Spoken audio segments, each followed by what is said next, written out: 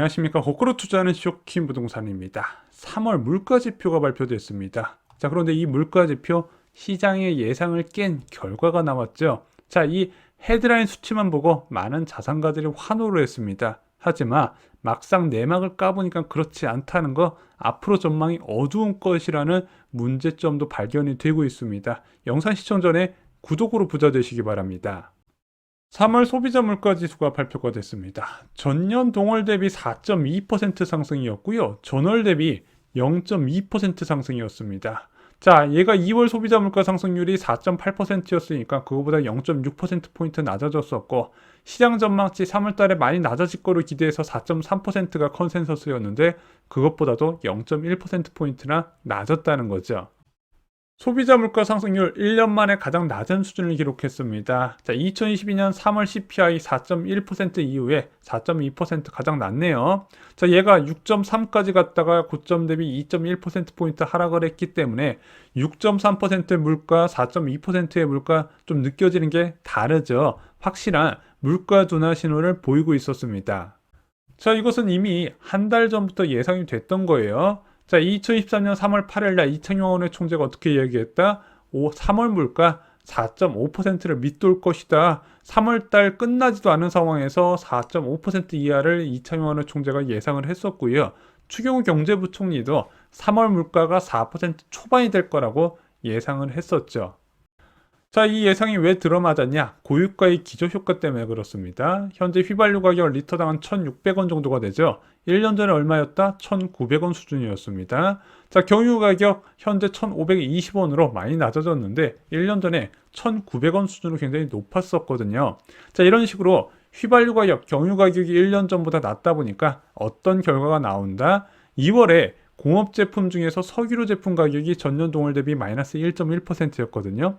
이번 달 발표 기준으로 마이너스 14.2%가 나타난 겁니다. 자, 그러다 보니까 공업 제품 전체 상승률이 2월 달에 전년 대비 5.1% 상승해서 이번에 2.9% 상승으로 크게 줄어들었다는 거죠. 자, 앞으로도 소비자 물가 상승률은 계속 낮아질 겁니다. 김보경 통계청 경제동향통계심의관은 작년 하반기 이후에 소비자 물가 상승 흐름이 둔화되고 있다고 보이며, 작년 상반기에 많이 상승한 기저효과를 감안하면 하반기로 갈수록 안정화가 될 가능성, 왜냐면은 작년 6월달, 5월달에요. 휘발유 가격 그때 2,100원, 2,200원 이랬었죠. 국제유가가 120불까지 치솟았기 때문입니다. 현재 어느 정도죠? 많이 올라봐봤자 80불 수준이다 보니까 그거에 대한 기저효과가 작용이 될 것이다. 그래서 석유류 제품이 마이너스 20%씩 낮춰지면서 전체적인 물가 상승률을 끌어내릴 것이다. 이것을 기대를 하는 거죠. 3월 물가 지표가 중요했던 이유 다시죠. 2월달에 아시다시피 금통위에서 금리를 동결시켰습니다. 그리고 3월에 금통위가 없었고 4월달에 예정이 돼 있었어요. 자, 2월달에 금리를 동결하고 나서 이창용 총재가 어떻게 이야기했다? 6명의 금통위원 중에서 5명이 추가 금리 인상 가능성을 열어뒀다고 했어요. 자, 그러면은 이 금통위원들은 왜 금리 인상 가능성을 열어뒀냐? 2월달, 3월달 물가 데이터로 추가 금리 인상을 결정하기 위해서 가능성을 열어놨다는 거예요. 자, 금통위 내부적으로도 물가 전망 모델이 있거든요. 3월 물가 지표보다 크게 낮아지는 전망 모델을 갖고 있어서 상반기 때 물가 상승률이 4%가 될 것이다, 이런 예측이 있었는데, 만약에 3월달 물가 지표보다 크게 낮아져야 이 목표가 달성이 가능하거든요. 근데 만약에 이것이 달성이 어렵다 그러면은 추가 금리 인상하자고 금통위 내부적으로 좀 논의가 된 것 같아요. 자, 근데 3월이 예상보다 오히려 더 낮아졌다는 거죠. 자, 그럼 이번엔 3월 물가 상승률로 알 수 있는 것은 간단합니다. 4월 금통위는 기준금리가 동결이 된다는 겁니다. 그래서 이미 채권 시장도 이런 가능성을 반영을 하고 있죠. 3.5%가 최종금리라는 것은 대부분 아는 이야기입니다. 실제 시장의 관심은요, 최종금리가 아니었어요. 더 궁금한 건 무엇이다?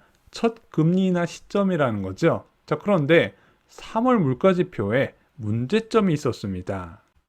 이미 한국은행이 발표한 기준금리 인하 조건은요, 물가 상승률이 2%가 될 때까지 고금리를 유지하겠다는 게 아니에요. 그럼 어떨 때 금리를 낮춘다? 물가가 2%대로 간다는 확신이 들 때 금리를 낮추겠다고 발표한 거죠. 그럼 두 가지 조건이 충족이 돼야 돼요. 현재 수준보다 물가가 한참 더 낮아져야 되고요. 왜냐면 지금 물가 상승률이 4.2%, 물가 안정 목표제 2%보다 배 이상 높은 거잖아요. 또 하나, 2배가 된다는 가능성을 보여야 된다는 거죠. 이 가능성을 우리가 체크를 해야 된다는 겁니다. 자, 그 가능성의 기준은요, 얼마 전 박기영 금통위원이 발표를 했습니다. 자, 박기영 금통위원 3월 16일 날 이렇게 발표를 했어요. 3월이 되면 물가가 많이 떨어지는 거 다 알고 있다. 하지만 이것은 기저효과 때문에 떨어지는 것이지 물가의 트렌드가 바뀌었거나 꺾였다는 정보를 주는 것은 아니기 때문에 향후 한국은행의 물가 목표에 부합하는지 볼 때는 근원 물가가 어떻게 움직이는지가 더 중요하다고 강조를 했죠. 이건 이창용 총재도 한번 이야기를 했던 내용입니다. 근원 물가는 무엇일까요? 소비자 물가 지수에서 농산물과 석유류 가격을 제외한 물가 지수를 의미합니다. 전체 458개 품목 중 농산물과 석유류 제품을 제외한 401개 품목 가격을 산정을 하는 거예요. 자, 얘는 물가의 기초적인 흐름을 포착하는 용도로 활용이 됩니다. OECD 기준으로 식료품과 에너지 요금 제외인데 한국에서는 이제 석유류 제품과 농산물을 제외한 품목을 근원 물가로 취급을 하더라고요. 자, 그럼 근원 물가 어떻게 나왔을까요?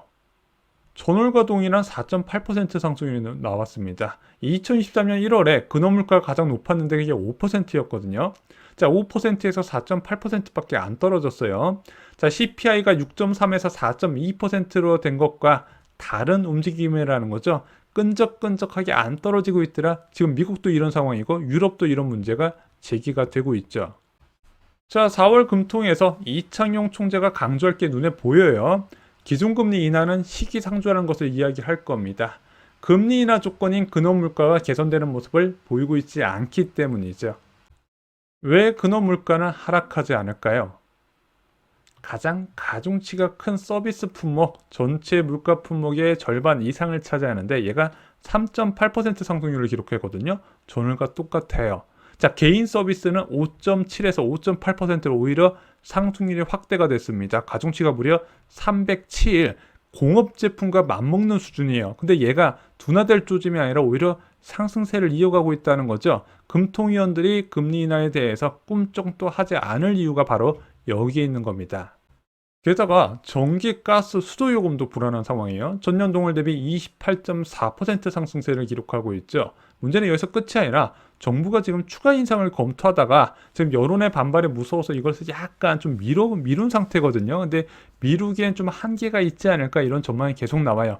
이것을 미루게 되면은 공기업의 국채 발행량이 늘어날 것이고 시중금리가 올라가는 효과가 있거든요. 그럼 또 경제 주체에 부담이 되기 때문에 어떤 식으로든 결단을 내야 되는 상황이 되었다는 것, 앞으로도 추가 인상 가능성이 열려 있다는 겁니다.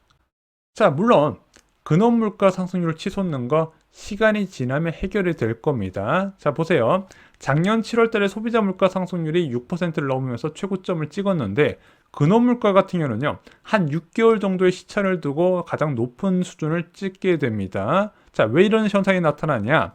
물가 상승과 하락 순서가 있어요. 원자재 가격부터 오르기 시작하고 공산품, 서비스 요금 중심으로 올라가다 보니까 처음에는 헤드라인 수치가 치솟고 그 다음에 서비스 품목 비중이 큰 근원 물가 상승률이 나중에 올라가는 효과가 있다는 겁니다. 자, 그러면은 이 서비스 물가가 둔화되려면 어떻게 해야 된다? 큰 폭의 원자재 가격 하락 이후에 1년 동안 공산품, 서비스 순서대로 천천히 반영이 된다는 거죠. 그럼 지금 원자재 가격의 큰 폭의 하락세가 나타났잖아요. 앞으로 1년 동안 시간은 좀 걸리겠지만 공산품 서비스 순서대로 낮아진다는 겁니다.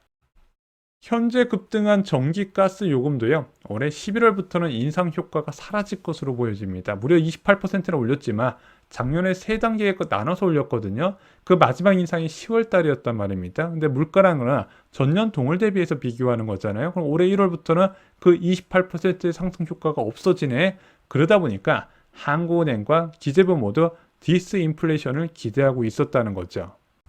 자, 근데 여기에 예상치 못한 복병이 터졌죠? 국제유가. 이 국제유가가 부동산 시장이 정말로 중요합니다. 자, 지금 오펙 플러스가 감산 결정하다 보니까 연말에 100달러가 될 거라는 전망도 나오고 있어요.